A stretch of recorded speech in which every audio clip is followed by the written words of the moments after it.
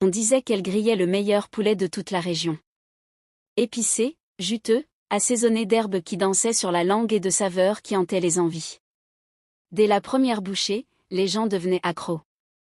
Ils venaient de loin, de très loin, quémandant juste une dernière aile. Mais comment le poulet d'une simple femme pouvait-il être aussi divin? Était-ce juste du talent, ou bien quelque chose de plus sombre mijotait-il sous la surface?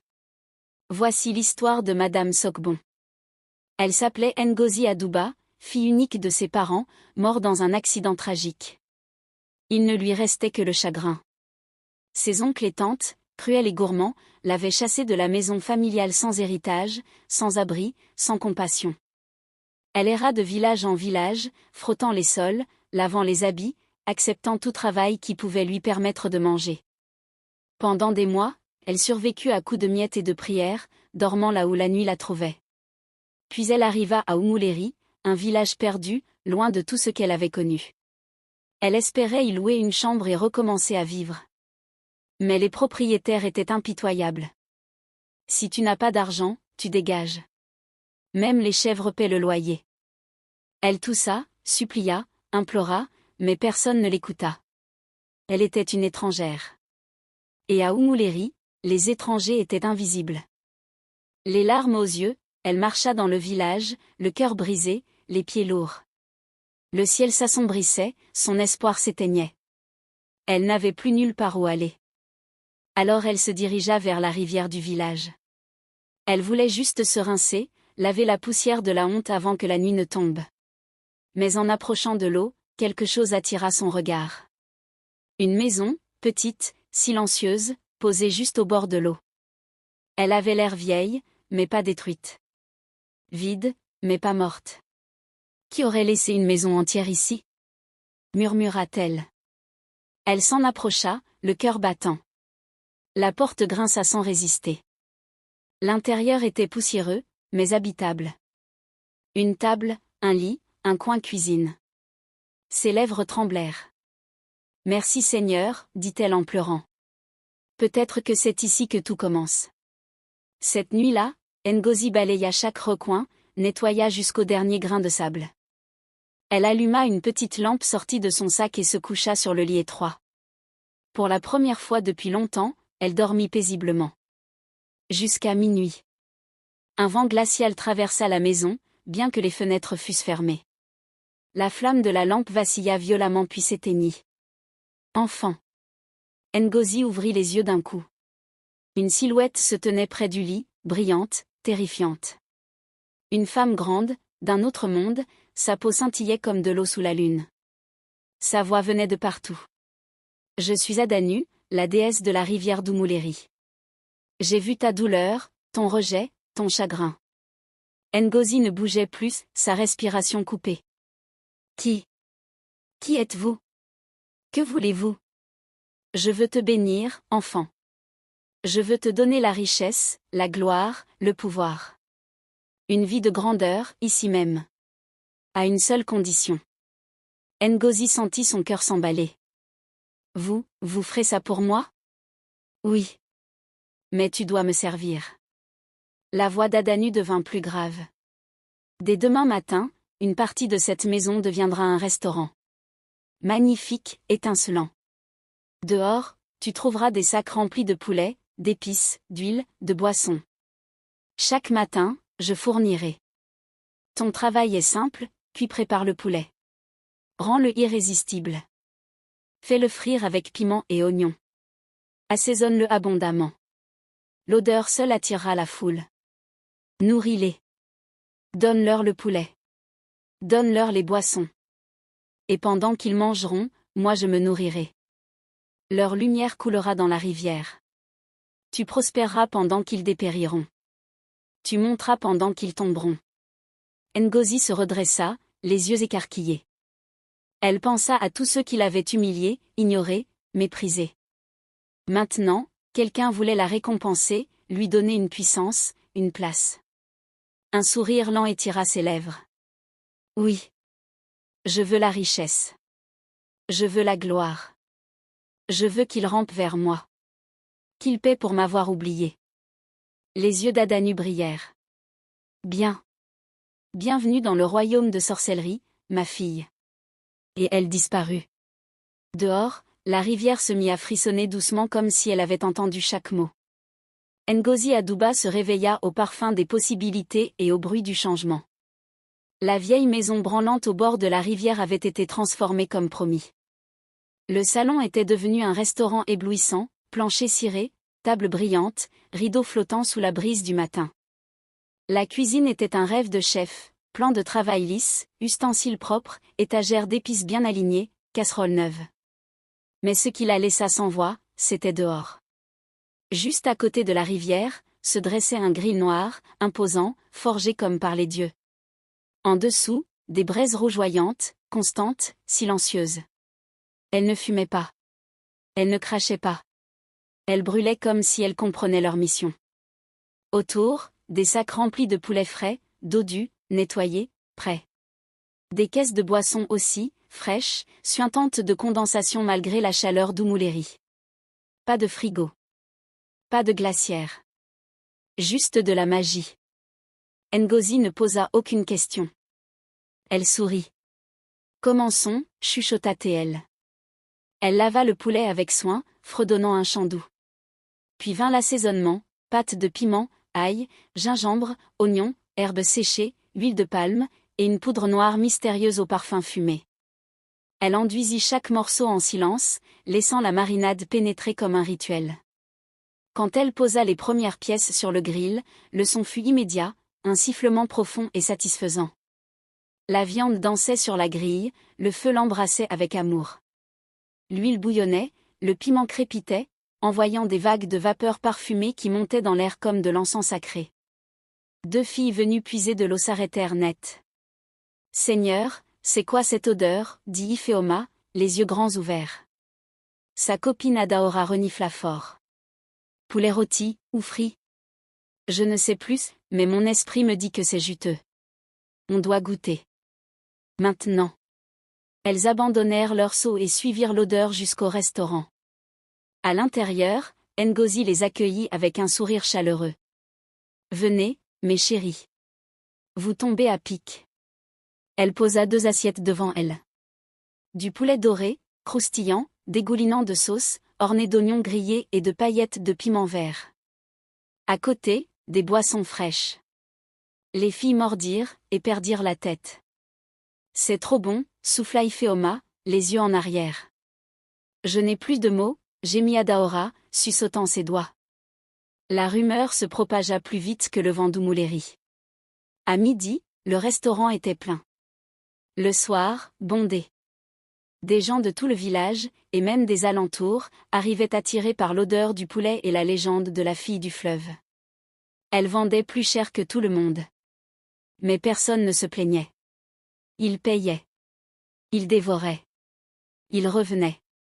Ngozi, elle, comptait des liasses de Nera sur son lit, tremblante d'émotion. Tout ça en un jour ? Alors, c'est ça la richesse, dit-elle, les yeux brillants. J'aime ça. Je le mérite. Les jours devinrent des semaines. Son nom voyageait plus vite que l'harmattan.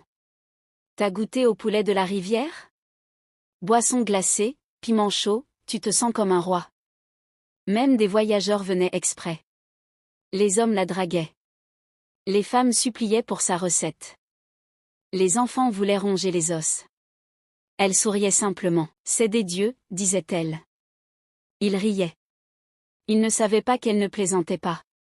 En un mois, elle construisit un manoir au centre du village. Acheta un SUV noir qui faisait tourner les têtes. Elle devint la femme que tout le monde voulait être. Celle que personne n'osait défier. Et chaque matin, devant sa porte, l'attendait un nouveau sac de poulet. Les boissons suintaient de fraîcheur. Elle n'achetait rien. Elle cuisinait. Elle régnait. Et la rivière, elle, se nourrissait. Chaque matin, sans jamais faillir, Ngozi trouvait sur le pas de sa porte un nouveau sac de poulet frais, bien nettoyé, dodu, brillant de pureté mystique, accompagné de caisses de boissons toujours froides malgré l'absence de frigo.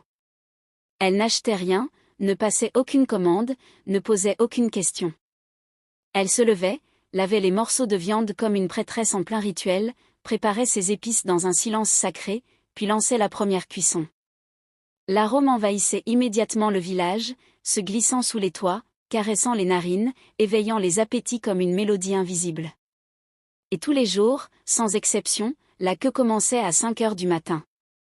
Des femmes avec leurs enfants attachés au dos, des hommes cravatés en route pour le travail, des écoliers, des pasteurs, même des guérisseurs et des maîtres chanteurs, tous se pressaient devant le grill noir comme des pèlerins en quête d'une révélation. Certains venaient avec des marmites, d'autres avec des glacières. Une fois servis, ils s'asseyaient sous les manguiers ou sur les nattes posées près du fleuve pour savourer chaque bouchée. Et ce qui était étrange, c'est que personne ne se plaignait jamais du prix, même lorsqu'Ngozi doublait ou triplait les tarifs. Même lorsqu'elle exigeait le paiement en avance, personne ne bronchait. Au contraire, ils suppliaient pour qu'elle leur vende ne serait-ce qu'un os. Un jour, un homme cria dans la file d'attente: Madame Sogbon, je ne suis pas encore mort, mais je veux goûter au paradis. Donne-moi juste une aile. Et ce nom, Sogbon, s'imposa à elle comme un titre royal. C'était parce que, disait-il, même les os étaient tellement imbibés de saveur qu'il fallait les sucer jusqu'à la moelle, puis les casser pour boire le jus caché. Elle devint une légende. Les gens venaient d'Anyoma, de Nsuka, de Benin City, parfois même d'Abuja, juste pour manger son poulet. Des personnalités, des musiciens célèbres, des footballeurs locaux, des politiciens en mission dans la région, tous faisaient le détour par Oumouléry. Certains disaient que son poulet guérissait la migraine, soulageait les douleurs articulaires, rendait fertiles les femmes stériles. Un jeune homme affirma même qu'il avait décroché un emploi à la banque après avoir léché la peau croustillante d'une cuisse. Une femme raconta que son fils épileptique ne convulsait plus depuis qu'il avait bu la boisson magique servie avec le plat. Les témoignages s'empilaient, et avec eux, la richesse de Ngozi. Elle portait désormais des tissus luxueux, ses chaussures brillaient comme du verre, ses bracelets tintaient comme de l'or véritable. Sa peau rayonnait. Son rire retentissait dans tout le village comme une cloche de victoire. Elle marchait lentement, sûre d'elle, comme si la terre lui appartenait. Le vieux propriétaire qui l'avait chassé un mois plus tôt vint un jour à genoux lui demander pardon. Elle le regarda longuement et dit calmement: Je t'ai déjà pardonné, mais je ne t'oublie pas. Et elle tourna le dos. Elle acheta des terrains, construisit un immeuble, lança des travaux pour ouvrir une maison de mode. Dans sa chambre, elle se regardait dans le miroir et chuchotait: Tu es grande maintenant, Ngozi. Tu n'es plus cette fille rejetée. Tu es une reine. Tu peux viser la gosse, créer une marque, ouvrir des salons de luxe. Elle rêvait, et ses rêves prenaient racine. Mais cette nuit-là, alors qu'elle se couchait, couverte de soie, le parfum d'encens mystique flottant dans l'air, une présence glaçante envahit la pièce. L'air devint lourd, presque liquide. Les murs frémirent. Les rideaux cessèrent de bouger. Et la voix d'Adanu résonna: Je sais ce que tu penses, Ngozi. Tu veux partir? Tu veux rompre notre alliance? Tu veux fuir avec ma richesse? Ngozi se redressa, les yeux brûlants de défi. Grande déesse, j'ai respecté ma part. J'ai cuisiné, j'ai nourri. Les gens viennent, ils mangent, et tu prends ce que tu veux. Je t'ai servi fidèlement. Maintenant, je veux plus. Je veux aller ailleurs. Monter un empire. Lagos m'attend. Mais la déesse rugit, et les murs tremblèrent. De l'eau jaillit de ses vases. La chambre se remplit d'un froid perçant. Tu as eu cette richesse pour une raison. Ton travail n'est pas terminé. Tu n'es pas encore libre. Si tu essaies de fuir, tu mourras. Tu as attiré leur appétit, mais pas encore leur âme. Je te grandirai davantage. Mais le moment viendra où tu devras accomplir mon dernier ordre. Et c'est seulement à ce moment que tu pourras partir. Ngozi sentit un frisson la parcourir. Son cœur ralentit. Elle ne dit rien. La déesse s'approcha, son regard brillant comme la surface du fleuve. Jusqu'à ce jour, tu restes. Tu n'as pas le choix. Et elle disparut dans un souffle humide, laissant derrière elle un silence lourd et l'odeur persistante du piment. Le message était clair. Alors Ngozi resta à sa place. Elle continua à cuisiner, à sourire, à encaisser. Pas de riz, pas de fufu, pas de beignets. Seulement du poulet grillé, assaisonné à mort, au goût envoûtant. Les gens continuaient d'affluer, ensorcelés. Les enfants pleuraient si leurs parents ne les emmenaient pas chez Madame Sogbon. Les femmes accusaient leur mari d'infidélité s'il rentrait sans un paquet. Les hommes faisaient des dettes justes pour goûter encore. Même les sceptiques succombaient après une bouchée. Le village entier semblait sous emprise. Et tous les matins, sans faute, les livraisons mystiques attendaient. Ngozi ne manquait jamais d'ingrédients. Les boissons étaient toujours froides. Un petit fût noir restait toujours fermé à clé. Personne ne savait ce qu'il contenait. On disait que c'était un breuvage du royaume des esprits. Le grill ne faiblissait jamais. Le feu ne mourait jamais. Chaque morceau de poulet chantait sous les braises comme une offrande vivante. Les anciens du village la saluaient avec respect. Les jeunes la vénéraient. Elle avait transformé sa douleur en domination. Sa misère en miracle. Et pourtant, dans l'ombre, la rivière s'agitait. Les poissons devenaient rares. L'eau, autrefois claire, virait au gris. Des grenouilles mortes flottaient parfois sur la berge. Mais les gens détournaient les yeux. Tant que le poulet était bon, que pouvait-on craindre? Le mal avait bon goût. Et Ngozi, dans sa splendeur, ne voyait plus le gouffre. Elle croyait dominer son destin, alors qu'en réalité, c'était lui qui la dévorait lentement. Les chants de louanges devenaient de plus en plus bruyants. Les queues plus longues. Les clients plus exigeants. Mais la déesse, elle, silencieuse, attendait son heure. Et bientôt, elle parlerait à nouveau. Un matin, alors que Ngozi allumait son grill comme d'habitude et que la file commençait déjà à se former, un murmure inquiétant se répandit dans le village. Un garçon de 12 ans, Shuka, n'était pas rentré chez lui après être allé chercher de l'eau. Sa mère le chercha toute la nuit sans succès. Le lendemain, 2 pêcheurs disparurent également. Puis une femme lavant des habits près de la rivière. Puis un couple d'amoureux qui avait l'habitude de se retrouver sous le grand iroko du bord. Une disparition. Puis 2. Puis 10.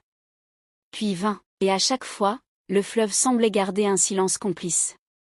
Les gens commencèrent à chuchoter. C'est la rivière. Quelque chose se passe. Mais malgré la peur, malgré les larmes, malgré les enterrements sans corps, personne ne cessa de venir manger chez Madame Sogbon. Le poulet était trop bon. Trop puissant. Trop addictif. Ils se disaient que ce n'était sûrement pas lié, que ça n'avait rien à voir. Mais dans leur cœur, ils savaient. Ils savaient que quelque chose clochait. Ils savaient qu'ils étaient peut-être en train de sacrifier leur sécurité pour quelques bouchées.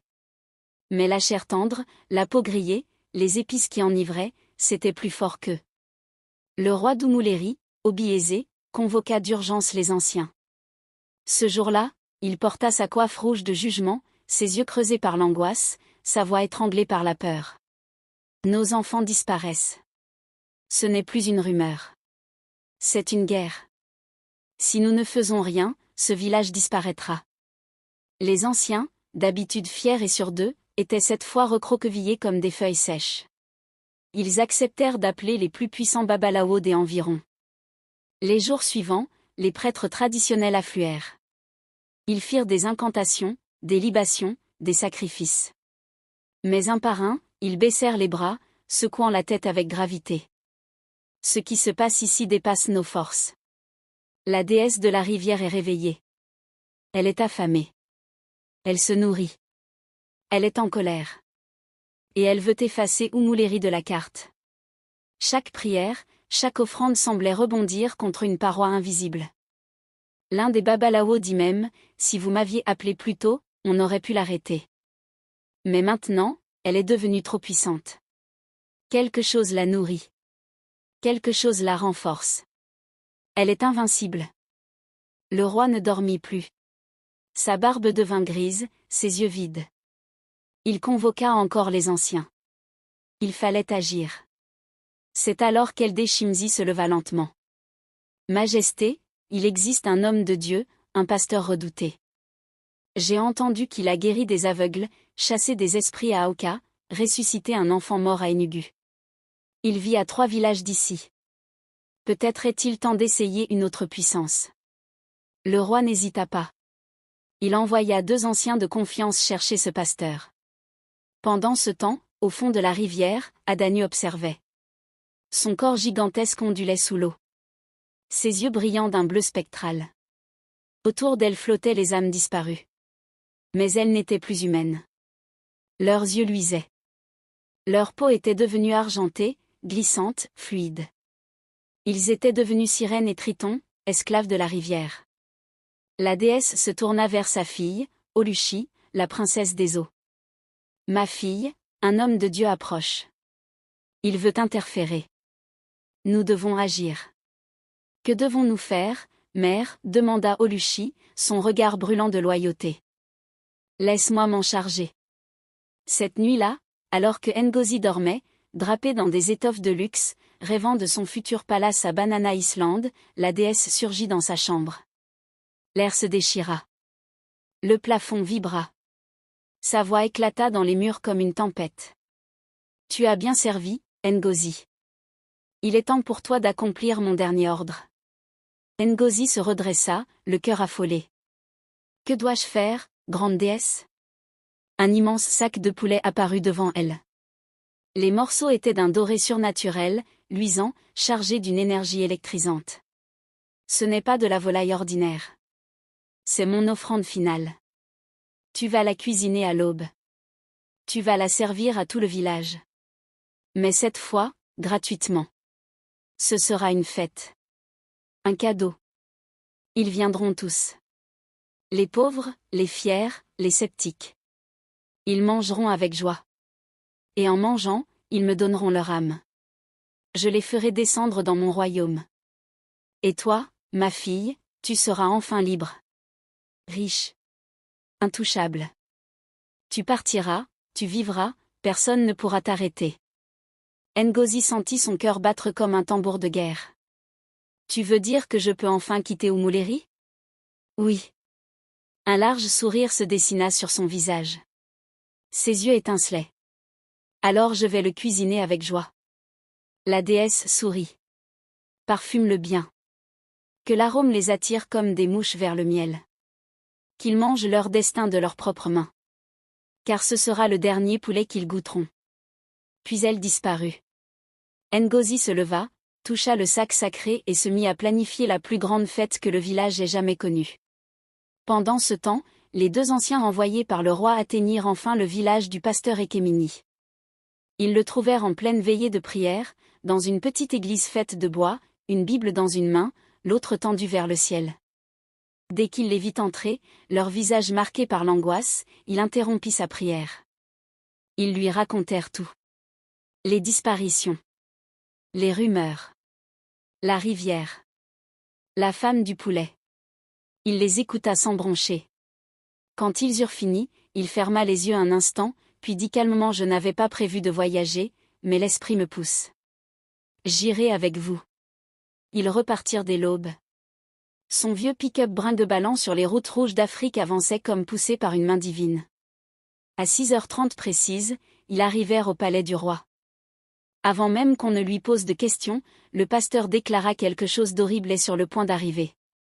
Si nous n'agissons pas maintenant, Umuleri sera effacé de la terre. Nous devons aller à la rivière. Tout de suite. Personne ne protesta. À la rivière, Ngozi avait déjà installé son grill. Les braises rougissaient comme des cœurs en feu. L'odeur du poulet se répandait dans l'air comme un enchantement. La file d'attente était monstrueuse. Les ventres grognaient. Les yeux brillaient. Certains dansaient même en avançant, tant l'odeur était euphorisante. Ngozi, dans sa robe verte en dentelle, ses bras couverts de bijoux, souriait comme une reine. Elle posa une cuisse sur la grille, l'huile grésilla doucement. Puis elle retourna le morceau, sa main agile, son regard satisfait. Mais soudain, la foule s'écarta. Une silhouette s'approchait rapidement. Le pasteur. Il leva la main et cria d'une voix tonitruante: Arrêtez. Ne touchez pas à ce poulet. Ce poulet est maudit. Un frisson traversa la foule. Ngozi se figea, ses yeux s'élargissant. Pasteur, dit-elle d'un ton faussement innocent, je ne comprends pas. Ce n'est qu'un repas. Depuis des semaines, je nourris ce village. Qui s'est plaint? Qui est mort en mangeant ici? Êtes-vous malade? Mais le regard du pasteur brûlait d'un feu divin. Tu sais très bien de quoi je parle. Confesse. Ou subis ta damnation. La foule se mit à murmurer. Le tonnerre gronda doucement dans le lointain. Ngozi tenta de garder contenance. Je ne vois pas. Mais sa voix trembla. Le pasteur ne perdit pas une seconde. Il leva sa Bible et se mit à prier, fort, en langue puissante. La terre vibra. Les feuilles frémirent. Ngozi tomba à genoux, hurlant, une voix inhumaine déchirant sa gorge. Ça brûle.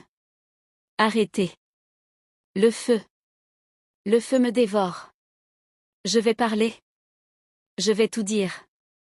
Le silence tomba. Elle raconta tout. La maison abandonnée. La déesse. Le pacte.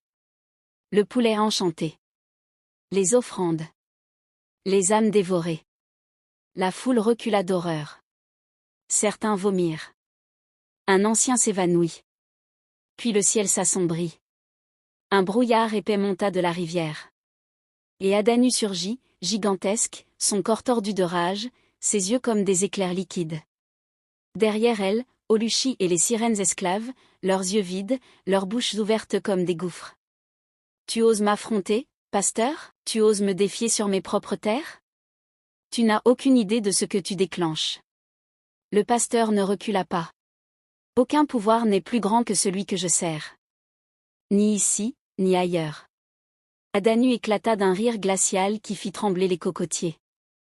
Alors meurs! Cria-t-elle. Elle tendit la main. Un éclair surgit. Les sirènes attaquèrent en même temps. Mais le pasteur leva sa Bible et hurla que Dieu se lève. Une lumière aveuglante jaillit, consumant les sirènes une à une. Le royaume aquatique trembla. L'eau se noircit. Des fissures apparurent dans les profondeurs. Adanu hurla, de douleur, de fureur. Elle lança une dernière attaque. Le pasteur chuta à genoux, haletant. Mais ses yeux flamboyaient. Il frappa la déesse avec sa Bible. Un éclair tomba du ciel. Et Adanu explosa en un nuage noir. Le ciel s'éclaircit. La rivière redevint calme. Le pasteur se tourna vers Ngozi, encore au sol, pleurant, secouée. Elle sanglotait, c'est la douleur, le rejet, la haine. Ils m'ont brisé. Ils ont fait de moi ce monstre. Le pasteur posa une main sur sa tête. Même les âmes les plus pures peuvent être déformées par la douleur. Mais la grâce est plus forte que toute malédiction. Il pria. Longuement. Et Ngozi s'effondra, vidé, délivré. Mais l'histoire ne s'arrêtait pas là. Le pasteur alla au palais, regarda le roi dans les yeux. Il est temps que vous sachiez. Il y a 100 ans, ce village sacrifiait ses premiers fils à la rivière. Chaque année. En échange de prospérité. Les familles pleuraient, les garçons entraient dans l'eau, attachés, silencieux. La déesse les dévorait. Un pasteur était venu. Il avait cassé la chaîne. Il avait prié. Et la déesse avait été repoussée. Mais avant de disparaître, elle avait promis: je reviendrai. Je me vengerai. Et Ngozi est arrivée au moment parfait. Blessée. Brisée. Facile à manipuler. Mais aujourd'hui, la lumière a vaincu. Le pasteur ordonna une purification. On brûla de l'encens sacré aux 4 coins du village. L'eau bénite fut mélangée au sel. Les femmes arrosèrent chaque case, chaque champ. Les hommes jeûnèrent, prièrent. Le roi remercia. La paix revint. L'air s'éclaircit. Et Ngozi, elle, disparut sans laisser de traces. On ne la revit jamais. Mais dans les cœurs, l'histoire resta. Et la leçon aussi. La douleur ouvre des portes que seule la repentance et l'unité peuvent refermer. La lumière chasse toute ténèbres.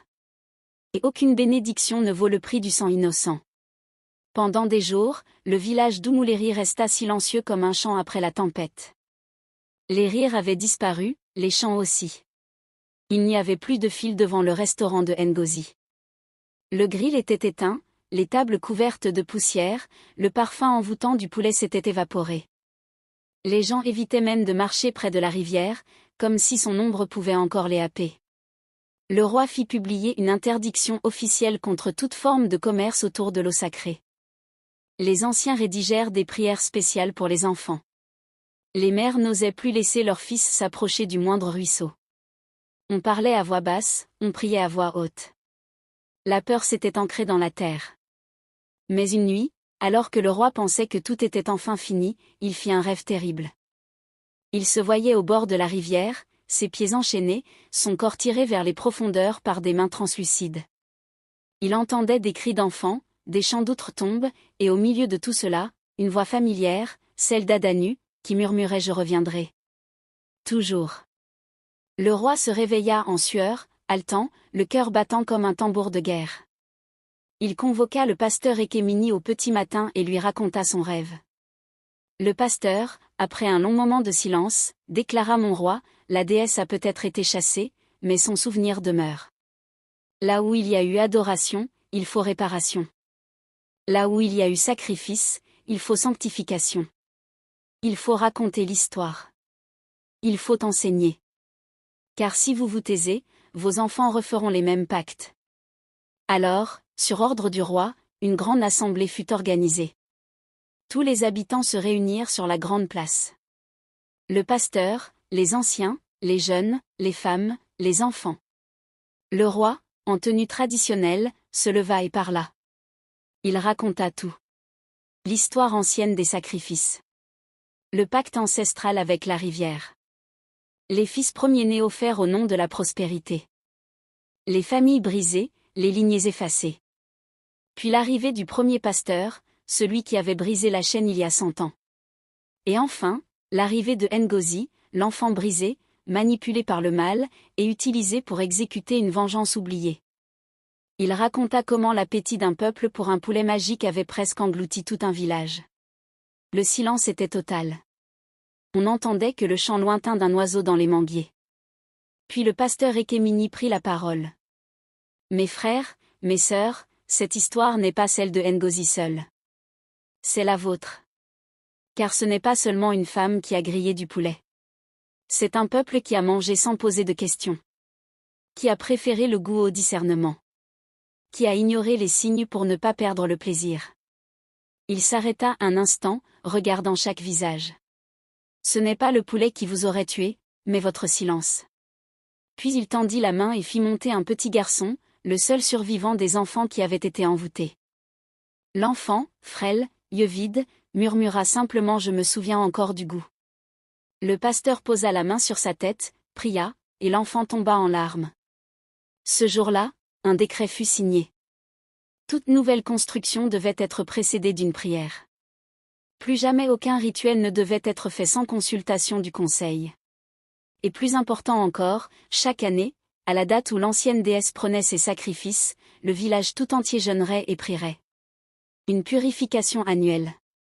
Une mémoire collective. Ngozi, elle, n'avait plus jamais été revue. Certains disaient qu'elle s'était exilée au Ghana, d'autres qu'elle était retournée mendier dans un autre village, d'autres encore qu'elle s'était noyée dans un fleuve inconnu, attirée par l'appel des eaux. Mais peu importait. Son nom, son histoire, était devenue une légende. Les enfants la craignaient. Les adultes s'en souvenaient.